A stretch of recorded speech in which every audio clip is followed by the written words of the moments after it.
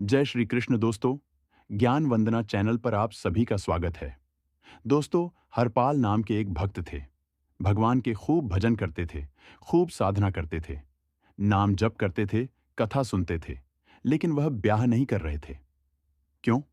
उनकी इच्छा थी कि जैसा मैं भजन करता हूं, जैसी मेरी भक्ति है, जैसा मेरा भाव ठाकुर जी के प्रति है, ऐसी कन्या मिले तो मैं करूंगा, नहीं तो जीवन भर ऐसे ही रहूंगा। तभी उनके किसी रिश्तेदार ने आकर के बताया। बोले, तेरे लायक कन्या मिल गई मुझको। तो हरपाल जी बोले, क्या गुण है उस कन्या का? बोले, उस कन्या ने शर्त रखी है, मैं उसी से ब्याह करूंगी जो रोज 1,000 संतों को भोजन करवाएगा। हरपाल जी बोले, अब तो मुहूर्त भी नहीं निकलवाना, कल ही ब्याह करवा दो मेरा ऐसी कन्या से, तो मैं बिना मुहूर्त के ब्याह कर सकता हूं। मुहूर्त उसके संग देखा जाता है, जिसके संग यह संकोच हो या फिर यह दुविधा हो कि पता नहीं जीवन कैसा चलेगा। इससे तो मुझे भरोसा है, बढ़िया जाएगा, मेरा जीवन इसी से ब्याह करा दो। कन्या ने शर्त रखी। हरपाल जी, हम आपसे ब्याह तो कर रहे हैं, पर हमारी शर्त मंजूर है ना? रोज 1,000 संतों को भोजन करवाना पड़ेगा। निश्चित करूंगा, आप ब्याह कर लो। और ब्याह हो गया। हरपाल जी रोज 1,000 महात्माओं को भोजन करवाने लगे। अब देखो, अगर कोई संकल्प ले ले कि मैं 1,000 महात्माओं को भोजन करवाऊंगा, और अगर 100 महात्मा ज्यादा बढ़ जाएं, 200 महात्मा ज्यादा उनको मना करेगा क्या? वह तो फिर अपराध बनेगा। उससे प्रसाद खिलाने का संकल्प लिया, तो जितने आए सब सबको बैठाने की जिम्मेवारी उसकी ऐसी कथा में भी होता है। कथा में जितने लोग आए सबका स्वागत होना चाहिए, सबके लिए स्थान पर्याप्त होना चाहिए। हरपाल जी ने नियम ले लिया, रोज 1,000 महात्माओं को भोजन कराते। अब 1,000 की जगह कभी कभी 1,200 भी हो जाते, 1,000, 300 भी हो जाते, 1,500 भी हो जाते। लेकिन हरपाल जी करते कुछ नहीं थे। कमाई का कोई जरिया नहीं था। केवल दादा परदादा की पुश्त से जो उनके पुश्तैनी धन था, उसी को ही खर्च करते जा रहे थे। 1 साल तक बढ़िया चला, 1.5 साल बढ़िया चला। लेकिन 1.5 साल बाद धीरे धीरे धन खत्म होने लगा। जैसे ही धन खत्म होने लगा, हरपाल जी बड़ी चिंता में आ गए। क्या करें? पत्नी को नहीं बताते थे। क्यों? बोले, इससे तो शर्त लगी, इसको क्यों बताऊं अपना दुख?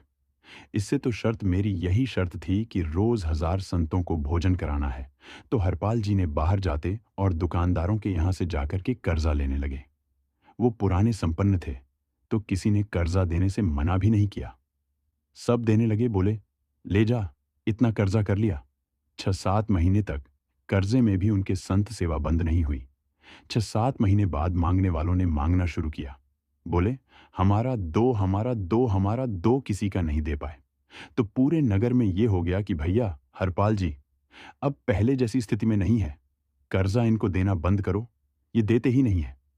पैसा लौटा करके सब बिगड़ने लगा, धन नष्ट हो गया, इज्जत चली गई। लेकिन उनकी संत सेवा नहीं रुकी। रोज संत सेवा करते, एक दिन मन में विचार करने लगे, अब क्या करूं? अब तो मुझे कोई कर्जा भी नहीं देता, गहने भी सारे बिक गए, धन भी सारा खत्म हो गया। तो हरपाल जी ने मन बनाया कि मैं चोरी करूंगा। हरपाल जी चोरी करने जाने लगे। लेकिन हरपाल जी का नियम था कि वह किसी के धन की चोरी नहीं करते थे। संपन्न लोगों के घर में जाते थे और उनकी रसोई घर की सामग्री चुरा लाते थे। चीनी दाल, आटा चावल, मूंग नमक मिर्च, ताकि भंडारा हो जाए। सुबह इस प्रकार महाराज चोरी होने लगी। एक घर की हुई दो। अब तो हल्ला होने लगा। बोले कि घरों की सामान राशन चोरी हो जाता है। वह बड़ा विचित्र चोर है, धन नहीं चुराता है, राशन चुरा के भागता है। ऐसी चोरी होने लगी महाराज। अब तो लोगों ने अपने अपने घरों में पहरेदारी शुरू कर दी कि चोरी ना हो। तो हरपाल जी को और दिक्कत होने लगी। क्या करें, कैसे करें? धीरे धीरे हरपाल जी इस स्थिति में आ गए कि अब संपन्न लोगों के यहाँ उन लोगों को ढूंढते जो ना कभी संत सेवा करते, ना वैष्णव सेवा करते, और उन लोगों के यहाँ जाकर के थोड़ा बहुत धन चुरा लेते, स्वर्ण चुरा लेते, करना कुछ नहीं, अपना घर नहीं बनाते थे, बसाते संत सेवा करते थे। ठाकुर जी रीझ गए हरपाल से। ठाकुर जी बोले, देखो ये सब चोरी कर करके और मेरे संतों को खिला रहा है। ठाकुर जी बोले, इस पर अनुग्रह करने जाना है। भगवान सिंहासन से उठ करके तैयार होने के लिए गए। और बढ़िया, महाराज नकली सी मूंछ लगा करके, ऊपर सिर पर पाग पहन करके, और थोड़ा पेट सा बाहर निकाल के, गले में खूब सारी जंजीर डाल के, हाथों की हर उंगली में अंगूठी पहन करके, सोने की जूतियां डाल करके, कोधी सोने की पहन करके और एक बैत लेकर के ठाकुर जी तैयार हो गए, सेठ जी बन गए। लक्ष्मी भैया ने पूछा, भगवान बड़ा सुंदर स्वरूप धारण किया, कहाँ जा रहे हो? बोले, अपने भक्त से मिलने जा रहे हैं। रुक्मिणी जी बोली, मैं भी चलूंगी। भगवान बोले, तुम तुम मत चलो, तुम उसको पहचान नहीं पाओगे, तुमसे अपराध बन ही जाएगा। वो नहीं नहीं, भक्त दर्शन करने मैं तो जाऊंगी। भगवान बोले, जल्दी तैयार हो जा। रुक्मिणी जी एक सेठानी बन गई, ठाकुर जी सेठ जी बन गए, और दोनों ने मन में विचार किया कि हरपाल जी को दर्शन देना है। और यहाँ हरपाल जी की स्थिति क्या थी? अब संत सेवा के लिए कहीं से भी धन नहीं मिल रहा था।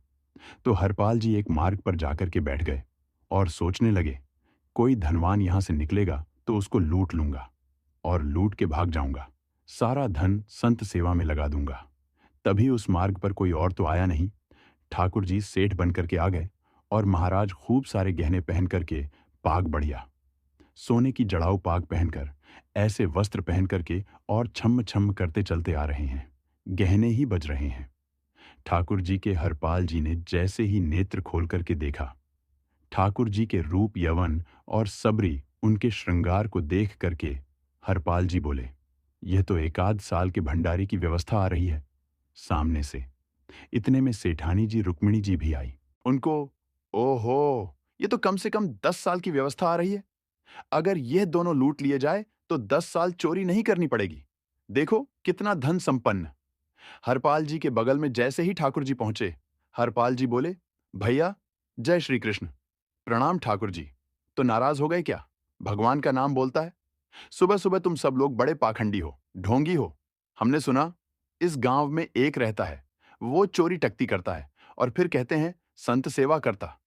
ऐसी का बात कि चोरी भैया करता तो चोरी है, भले उससे भली संत सेवा करता हो। नाम उसका हरपाल है, हम सब जानते हैं। भगवान का नाम मत लो। हमारे सामने हरपाल जी समझ गए, वह तो बिल्कुल भगवत विमुख है। इसकी तो एक अंगूठी भी नहीं छोड़नी मुझको। इसका तो सब लेकर जाऊंगा। अगर यह मैं जय श्री कृष्णा बोलता तो एक आध गहना छोड़ देता इसका मैं, पर यह तो इतना बिखड़ रहा है, भगवान का नाम सुनकर इसका कुछ नहीं छोड़ूंगा, सब ले जाऊंगा। हरपाल जी बोले, हाँ भैया, एक रहता तो है डकैत इस गांव में, और उसका कोई पता नहीं है। वह कभी भी आ जाता है, लेकिन एक मार्ग जंगल में होकर के है, उसमें गांव में नहीं जाना पड़ता। जंगल से गुप्त चुप निकल करके पूरे गांव पार हो जाएंगे। आप शहर पहुंच जाओगे, उसका रास्ता मुझे ही पता है। सेठ जी बोले, तो तुम हमको पार करवा दो। हरपाल जी बोले, मैं पार तो करवा दूंगा, लेकिन भगवान, मेरे घर कुछ मेहमान आए हैं, उनके भोजन आदि की व्यवस्था के लिए मैं तो बाजार आया था, मेरे पर धन नहीं है। आप यदि मुझको कुछ दे देंगे तो मैं घर पर व्यवस्था करके आऊंगा, तुरंत आपको को लेकर के गांव पार करवा दूंगा। ठाकुर जी ने उसको कुछ सोने की मोहर दे दी। बोले, लो, तुम अपने घर की व्यवस्था कराओ। हरपाल जी ने सामग्री खरीदी, घर पर पहले व्यवस्था करके आए। बोले, आज की व्यवस्था हो जाए, क्योंकि आज तो 10 साल का सब चोरी करना समय लगेगा। पत्नी से कहा, भोजन प्रसादी बनाओ, संतों को पवाओ। संत पूछेंगे, मैं कहाँ है तो कहना कि आप लोगों की 10 साल की व्यवस्था करने गए। आज हरपाल जी लौट करके आए और से जी से कहा, आइए आइए, चल दीजिए मेरे साथ, और हमारे संग ही चलना बिल्कुल। ठाकुर जी रुक्मिणी जी चलने लगे। जैसे ही विहंगम जंगल में पहुंचे, भयंकर भयाभय जंगल, बीच जंगल में जैसे ही पहुंचे, हरपाल ने पीछे मुड़ करके देखा, दोनों चले आ रहे हैं। तब हरपाल अपने रूप में आ गया और शेर की तरह गर्जना करने लगा और अपने सर का सफ़ा निकालकर जमीन पर बिछा दिया। भगवान जो सेठ के रूप में थे, भगवान बोले, भैया ये क्या कर रहे हो? हरिपाल बोला, मैं ही हरिपाल हूं। सारे सामग्री निकालो, डाल दो, यहां पर एक चीज भी मत छोड़ना, नहीं तो तुम जानते नहीं हो तुम्हारा क्या करूंगा। ठाकुर जी तो थर थर कांपने लगे। रुक्मिणी जी बोली, देखो कैसा नाटक कर रहे हैं।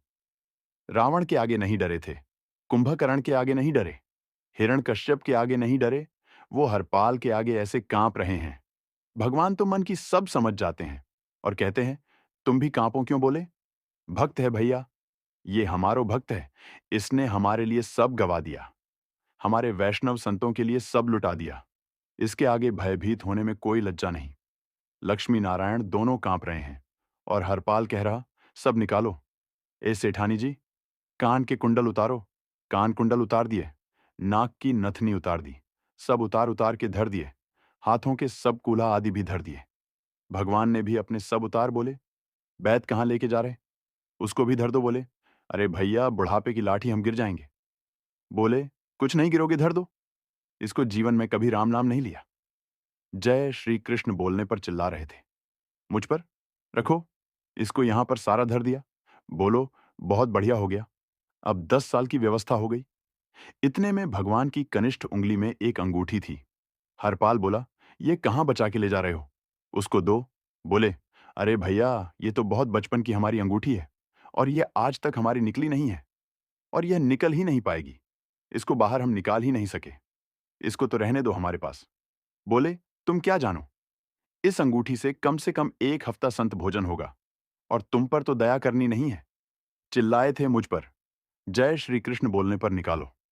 इसको भगवान खूब प्रयास करें। वो नहीं न करे तो हरपाल जी ने उंगली पकड़ी।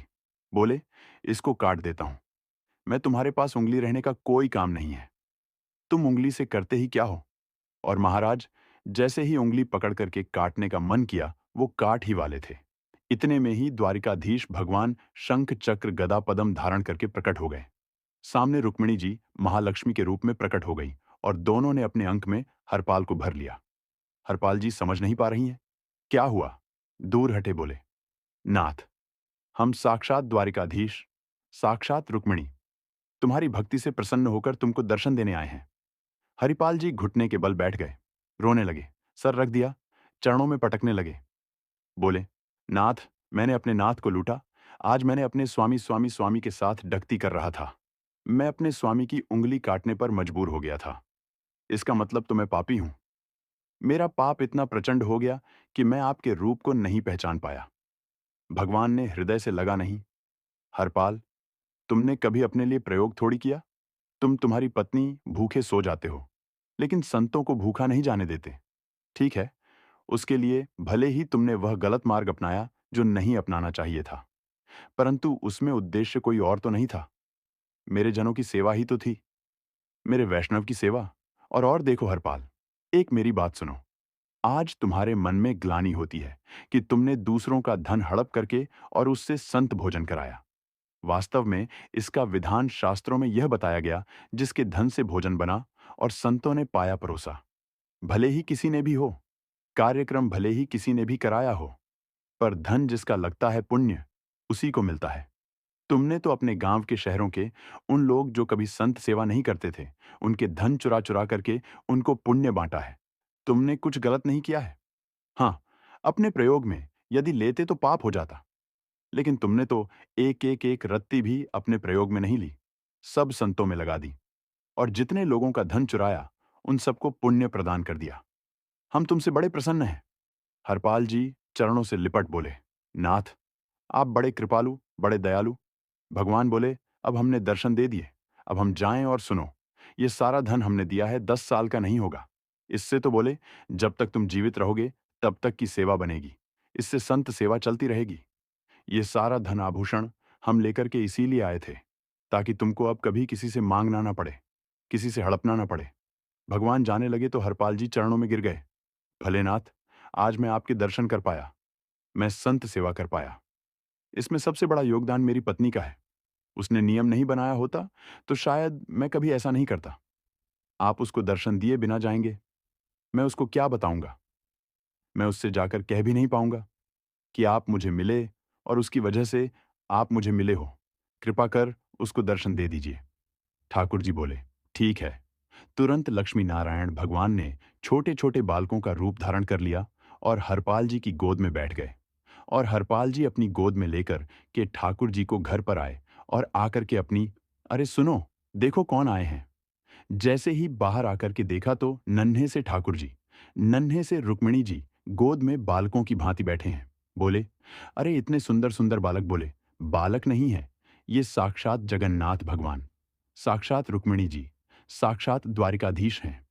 तुरंत ठाकुर जी अपने रूप में प्रकट हो गए और दोनों दंपति को दर्शन देकर के भगवान वहां से प्रस्थान कर गए। बोलो भक्त वत्सल, भगवान श्री कृष्ण की जय।